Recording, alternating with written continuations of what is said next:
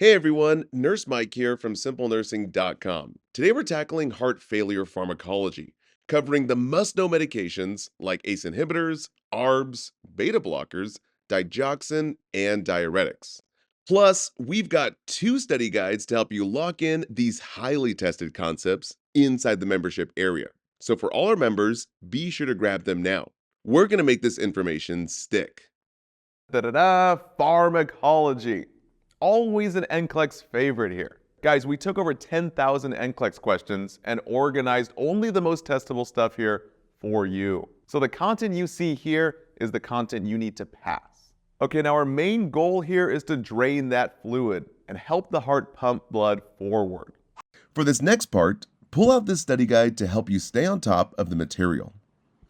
So pause your screen and write these names down. Please focus on the ending of the drugs, since the NCLEX focuses on this. They expect you to know what the drug does and how it can kill or harm the patient, which we'll cover right after this.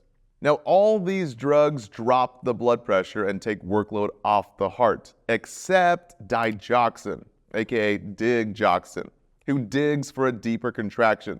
It does not affect the blood pressure at all. It only decreases the heart rate.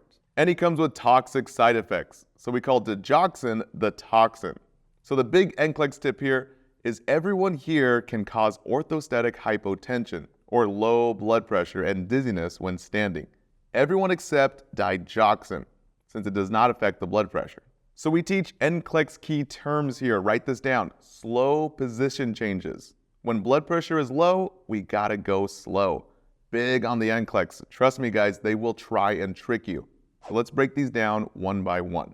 First up, A is for ACE inhibitors and ARBs who act to lower the blood pressure. Only guys, not the heart rate. Big on the NCLEX. Our first choice is ACE inhibitors that end in pril, like lisinopril. So we call it a chill pril for the heart. We're talking low blood pressure, not the heart rate. Or think prils puts the blood pressure low. Now our second choice is ARBs, the angiotensin receptor blockers, which end in sartan like losartan. So think sartan like relaxed man or retirement plan. Lowers the blood pressure, not the heart rate. So a question for you. Do we give prils and sartans if the heart rate is bradycardic or below 60? Well guys, yes. ACE inhibitors and ARBs act to lower the blood pressure only, not the heart rate. So we only hold for low blood pressure. Now the mechanism of action is quite simple. Both ACEs and ARBs either inhibit or block the RAS system, which retains fluid, or in fancier terms, the renin-angiotensin-aldosterone system. So aldosterone is blocked from adding that sodium and water in and letting that potassium out. So again, the big problem here is retaining too much potassium. Huge side effect. Now speaking of side effects, we just keep it simple. So just think ACE like an ACE inhibitor. A for avoid pregnant patients. These two are baby toxic. A for angioedema, swelling of the face and tongue, resulting in a huge airway risk. Very deadly. But guys, this only happens with ACE inhibitors, so just think prils puff up the tongue and not sartans. Big NCLEX tip. Now C is for cough, but again, only prils do that. And E is for elevated potassium, not vitamin K. We're talking potassium over 5.0. So think P in prils puffs the tongue and adds potassium. And S is for sartans. Sartans spare the potassium and are prescribed second after ACEs. Now we teach patients to avoid potassium-rich foods like fruits and veggies, specifically green leafy veggies, avocados, melons, and oranges, but even salt substitutes and liver. Now I didn't know the liver one until we did the NCLEX review. Now a quick NCLEX side note. Since potassium pumps the muscles, early signs of high potassium, we're thinking high pumps of the muscles. So key word here is muscle spasms. So with our ECG, we have high pumps with peak T waves and ST elevations. And any potassium imbalance, high or low, always the first action by the nurse is cardiac monitor. Huge NCLEX favorite right there. So again, prils and sartans are ACEs and ARBs. Remember the three A's. A for antihypertensive, we're talking low blood pressure, not heart rate, so slow position changes. A for avoid pregnant patients, not baby safe.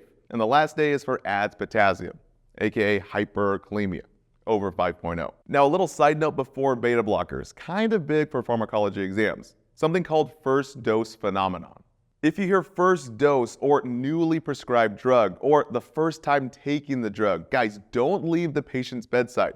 Always assess for big side effects, so in this case, a big blood pressure drop. If you want more tips and tricks for questions like the ones we just walked through, our Simple Nursing membership has exit prep lectures and thousands of questions on every nursing school and NCLEX topic, written by current professors and NCLEX writers.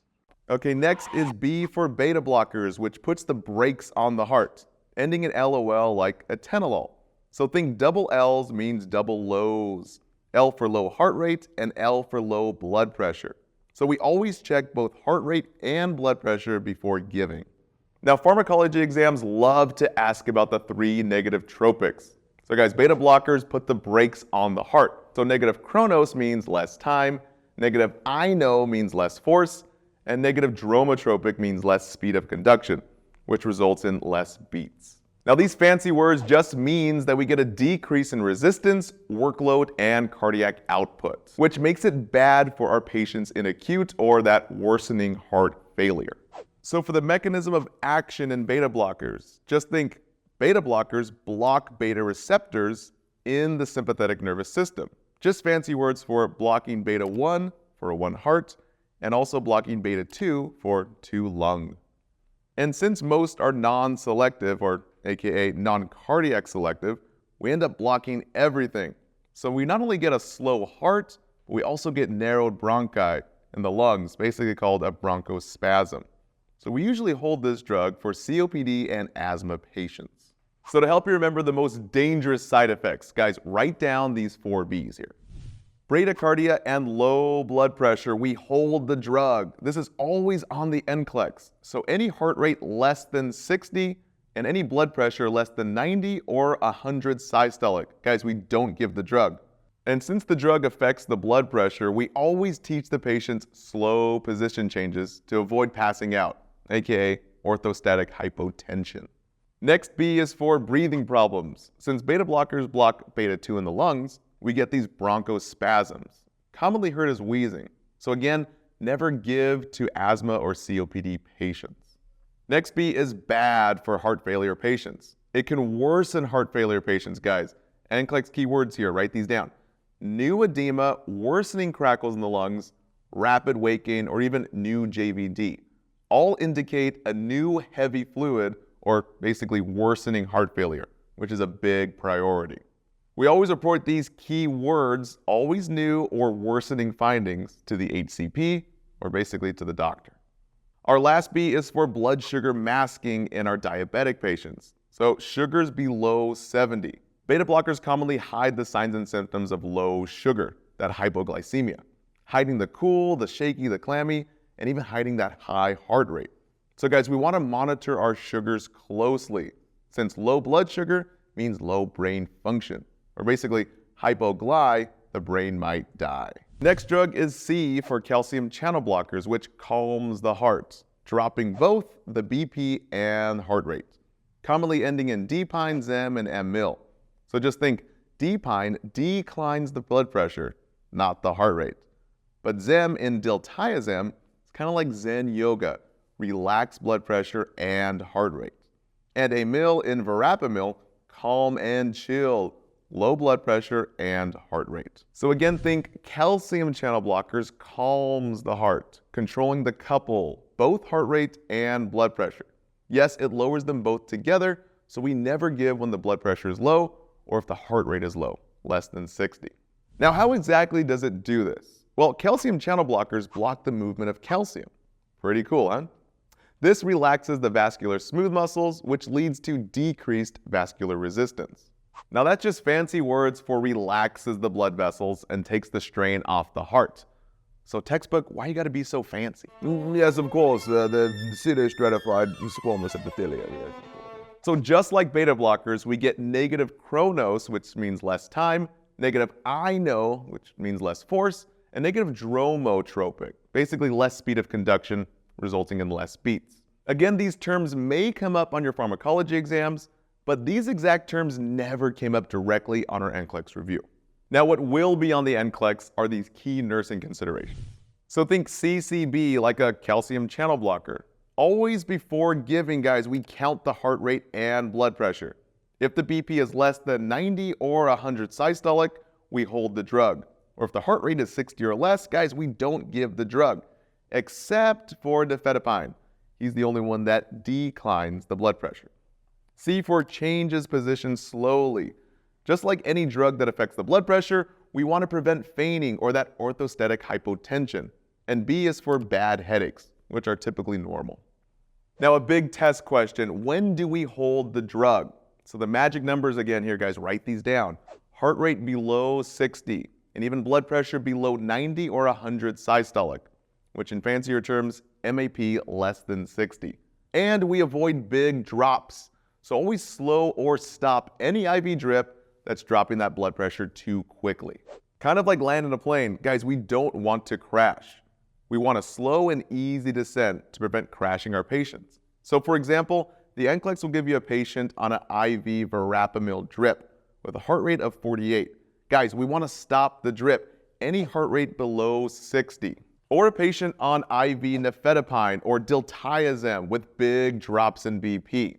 Let's just say from 150 over 90, which drops to 120 over 70. Guys, that's a big drop, so we want to slow that drip. Just like landing a plane, big drops can kill the patient. So LPNs and LVNs notify the RN, and RNs will titrate or basically fix the drip. Okay, our next letter is D for digoxin, our cardiac glycoside. This guy has nothing to do with blood pressure, so we have no orthostatic hypotension and no slow position changes. He is our positive inotropic drug that gives a deep contraction or increases contractility. So think digoxin, digs for a deeper contraction, usually given to patients in systolic heart failure or that squeeze heart failure to help with a more forceful contraction. And also it decreases the heart rate, aka negative chronotropic. Chronos meaning time, so negative time, we get less beats per minute. But guys, caution, this is very toxic. So think digoxin is a toxin. The top 3 NCLEX questions will always include our memory trick, ATP. A for checking the apical pulse for a full 60 seconds. If the heart rate is less than 60, guys, it gets a little risky. We don't give the drug. And here to help us out with the apical pulse location is Mr. Channing Tatum. Okay, guys, focus, focus. The apical pulse is located left side mid-clavicular in the 5th intercostal space, basically between the ribs.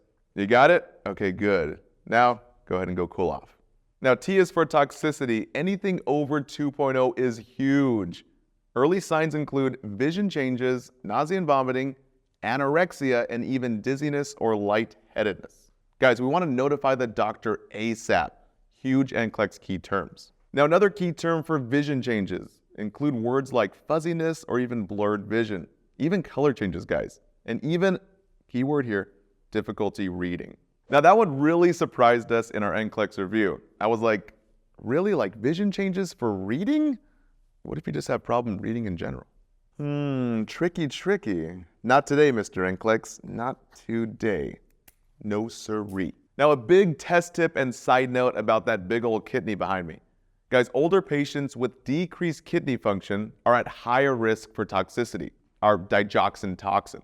Since the kidneys are kind of like our washer machines that wash the blood, guys, broken kidneys means it can't wash the drug out of the blood. So remember, we have 2 kidney labs for our 2 kidneys, both BUN and creatinine. But the number 1 kidney lab is, guys, write this down, creatinine. Any value over 1.3 means no PP, or basically over 1.3 means kidney injury. Huge risk for toxicity for any drugs. So guys, we monitor our elderly and renal failure patients very closely. Lastly, checking potassium level. Any low potassium below 3.5 increases the risk for digoxin toxicity. Now, this does not mean that digoxin can cause low potassium, like diuretics. Guys, low potassium only increases the risk for dig toxicity. Now, the NCLEX will try and trick you. So again, digoxin does not waste potassium. So no, you don't need to eat more green leafy veggies or melons like when taking thiazide or loop diuretics that waste potassium. So guys, don't get tricked. Now to help you, a common test question. Here it is. Which patient is most at risk for digoxin toxicity? Guys, it's always either a client on potassium wasting diuretics, like those ending in "ide, like furosemide or thiazide, and even kidney failure clients with creatinines over 1.3. So our next D is for dilators like vasodilators, like nitroglycerin, commonly given for chest pain, but it also works in heart failure patients to lower the blood pressure. So remember the O's here. Think dilators like nitro. They open up the blood vessels to decrease the blood pressure by dilating the vessels and decreasing resistance. In fancier terms, it helps lower preload and afterload, which lowers the blood pressure. This results with more oxygen out to the body. Kind of like taking your thumb off a water hose, you relieve the pressure, and all that tension in the tube is suddenly decreased. In the same way, wider dilated blood vessels means less constriction and less pressure, or low blood pressure. Now again, our famous vasodilator is nitroglycerin. So think nitro makes the blood pressure low, or gives O2 to the heart muscle. Or just think nitro is like a pillow for the heart, rested and relaxed, decreased blood pressure. Now the top 5 names on the NCLEX are nitroglycerin, nitroprusside, hydralazine, here's a tricky one, isosobride, which is so tricky. Guys, write this down. It ends in "ide" and sounds so familiar to furosemide, the diuretic. So very simply, remember the O's in isosobride means it's a vasodilator similar to nitro. Guys, lots of O's. And the last one here is minoxidil. Now we only saw that one time out of 10,000 NCLEX questions we took, so it's not really common on the NCLEX. Now the killer precautions, the #1 thing that shows up on the NCLEX and nursing tests is no Viagra. Drugs ending in "-phil, like sildenafil. Guys, it will kill. We're talking extremely low blood pressure. So our memory trick for "-phil is Viagra. It "-phils a certain male anatomy, or "-phil will kill. And speaking of low blood pressure, our 2 key numbers here. We stop nitro if the systolic blood pressure, the number on top, is below 90 or 100, or if we see drops by 30 points or more. And NCLEX keywords like confusion, agitation, even cold or pale or clammy, known as diaphoretic or dizzy, guys, these are all early signs of low blood pressure, that hypotension. So we always monitor that blood pressure with nitro. Now, normal side effects are always the 3 H's, usually always present after the very first dose. So headaches or hypotension, also called our orthostatic hypotension, and hot flushing or facial redness. Now, this is not an allergic reaction. These are common and normal. So teach patients slow position changes to avoid that dizziness and falling, again, called that orthostatic hypotension, and always check the BP before giving this drug. Now for the top 7 NCLEX tips on nitro, we're talking patch versus pill for angina patients. Guys, we cover that in our angina chest pain videos. So if you're watching that here on the membership site, you can find it under angina in the MI section. Okay, our last D is for diuretics, which diurese fluid or drain the fluid from the body and into the body. This guy is the #1 drug we use for acute or worsening heart failure. Big NCLEX tip. So remember the D's. Diuretics decrease the blood pressure by draining the fluid or diuresing the fluid to dehydrate our heart failure patients with heavy fluid. Now we have potassium wasting and potassium sparing diuretics. Potassium wasting ends in "ide, like furosemide or hydrochlorothiazide. Both rhyme with dried. But again, be careful, not isosorbide. That's a nitrate, guys. The NCLEX will try and trick you. So remember the O's in isoso make it a vasodilator, similar to nitro. Now, loop diuretics like furosemide and torsemide are the first drugs we use in acute or that worsening heart failure. So NCLEX keywords like worsening crackles, new edema in the legs, and even rapid weight gain. Guys, we give ides to make the body dried. These guys work by blocking the reabsorption of sodium in the kidneys. So with less sodium retained, we have less swelling retained, and our patient is saved. Now, we only give potassium wasters if potassium is normal, between 3.5 and 5.0. Anything less than 3.5 is a big no-no, guys. We don't give the drug. So we encourage our patients to eat melons, bananas, green leafy veggies, and even liver. And a big no-no here, we avoid licorice root, which lowers potassium, like those found in black licorice candy. That's a common select all that apply question. So just remember the double L's here. Licorice lowers potassium. Now, potassium-sparing diuretics, S for spironolactone, just think S for spares the potassium. Just like prils and sartan, this spares potassium too. But instead of blocking the angiotensin, this guy blocks aldosterone directly to let fluid out of the body and into the potty.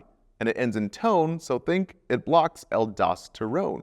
Since spironolactone spares the potassium, we teach patients to avoid those potassium-rich foods, guys. So we don't eat those green leafy veggies, those melons, avocados, and we avoid that salt substitute. And again, any potassium abnormality, the first nursing action is to place them on a cardiac monitor. Always asked on the NCLEX and exams as a priority intervention. Lastly, since potassium pumps the muscles, NCLEX keywords like muscle spasm and even muscle cramps, this indicates a potassium problem. Even words like weakness or paresthesias. So with potassium wasters that lower potassium, think low pumps in the heart. We get flat T waves and ST depression. And also this little weird U wave. Now a little side note, if you have to replace potassium via IV, well guys, don't kill your patient. We never push potassium IV.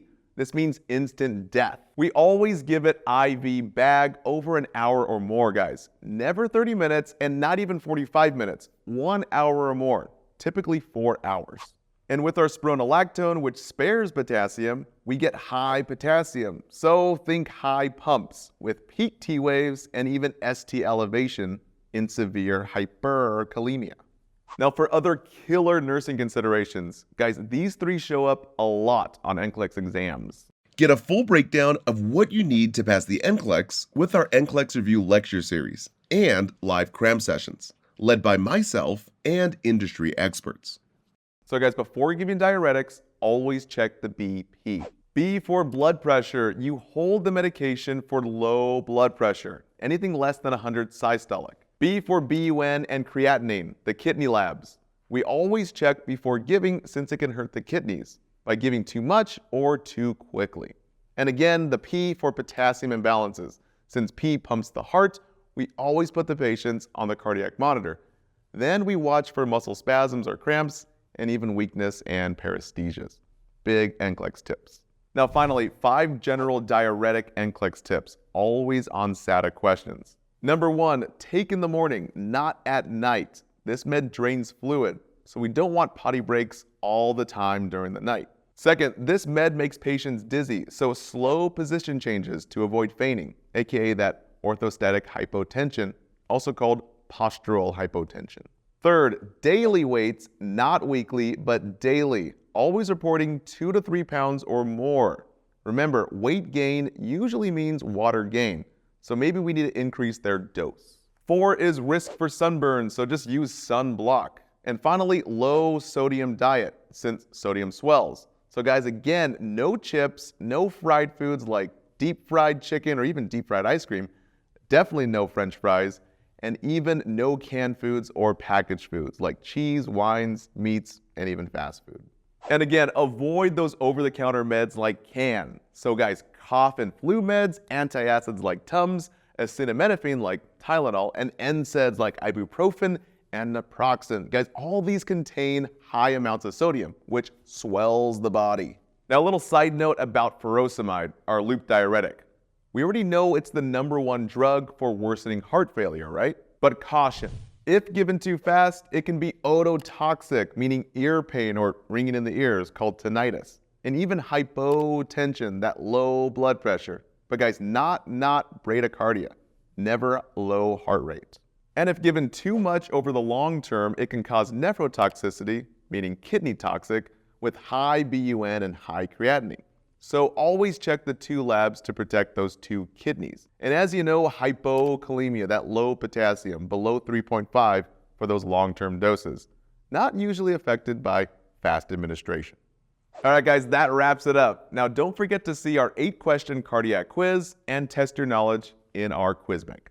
Thanks for watching. Did you know you can unlock beautifully handcrafted study guides, packed with key points and memory tricks from all our videos? Plus, you'll get access to over 1,200 exclusive videos not on YouTube, all neatly organized by nursing school topic, to make that complex nursing knowledge actually stick. You'll also gain thousands of practice questions written by current professors and actual NCLEX writers. So for access to all this and more, click right up here or visit SimpleNursing.com. And don't forget to subscribe to our YouTube channel. Happy studying, and we'll see you in the next videos.